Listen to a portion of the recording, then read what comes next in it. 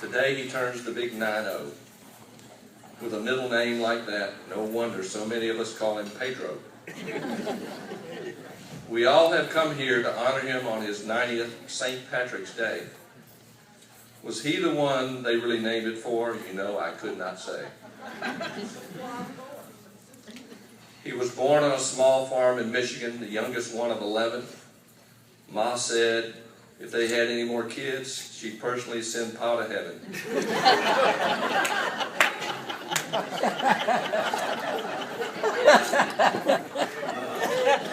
Some called him Pat or Little Patty, but his brothers called him Rex.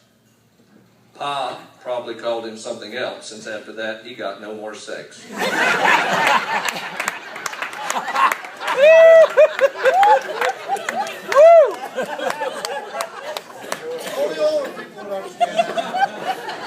His initial education began in a one-room schoolhouse located near Black River. Pat said he always had to walk 5 miles in 3 feet of snow to even get there. The winters were cold and long as they struggled to work the old farm, but with 3 or 4 kids in a bed, they really had no trouble keeping warm. Older brothers John, Frank, Arch, Lee, and Bud helped him grow day by day. He was also always trying to keep up with the twins, whose names were Bob and Ray. His older sisters, Angela and Lil, must have had trouble handling those boys. Soon thereafter, Angela headed for a convent, and poor Lil left for Detroit.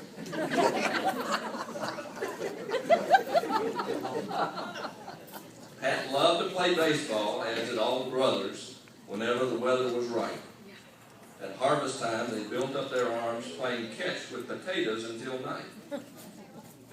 When they moved to Washington, D.C., he played baseball for Central High. He made the all-city team playing second base. Man, did he have a good eye. And in 2 seasons, his junior and senior year, he did not make an error in playoffs once, but that's a pretty good record. All right!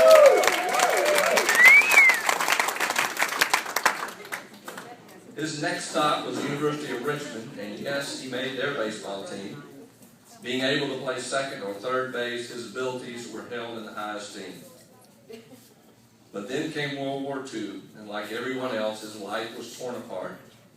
He would join the Army Air Corps and become a pilot. He knew he had the heart. 9 weeks in basics, 9 more in primary, then to advance to get his wings. He became a second lieutenant and was made a co-pilot and sent to B-17s. He was assigned to Dick Rebau's crew and the renowned mighty 8th Air Force. They trained in Oklahoma, were assigned to England, and so they set their course. The town of Sudbury in East Anglia then became his home in October of 1944. With the 835th Squadron of the 486th Bomb Wing, he would fight the war. He flew 35 bombing missions, with most of them over the German heartland. They had a few close calls, saw plenty of flak, but he kicked those krauts in the can. He made it back to their home on 15th and W. The good Lord kept the Nazis at bay, but much of the credit should go to Ma, since she went to Mass every single day. He went back to being a Richmond Spider. This time he wanted to play football, with Pat at quarterback running the team and John, the head coach, making the calls. Their record in 1946 was 6 wins, 2 losses, and 2 ties. They would put it all on the line. But the biggest game they played was against Maryland, ranked number 3 at the time. Go Terps. Richmond, a small school, traveled north to take on those powerful Terrapins, playing both ways. Pat and his team on October 5th came away with a 37-7 win.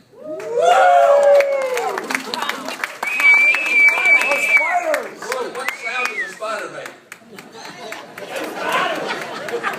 As loud as a terrapin. I don't know. We know what a terrapin does. It rolls over. Well, go on, Bulldog. Watch it. Then someone special by the name of Irene Barber completely changed his life. Yay, barbers! Represent! Little did he suspect that this Mississippi beauty would one day become his wife. She was a psychology major and was selected a princess in the May Queen court. He was into accounting, and her figures fit quite well into his long-range report. And the psychologists and found ones, they were a study. In 1947, he graduated from Richmond and was drafted by the Dodgers organization. The minor league climb would take quite a few years, and at age 25, he came to a realization. Instead of making it into Major League Baseball, which had been his lifelong dream, he would draft Irene Elizabeth Barber instead, and with her start their own team. With their wedding on August 28th, 19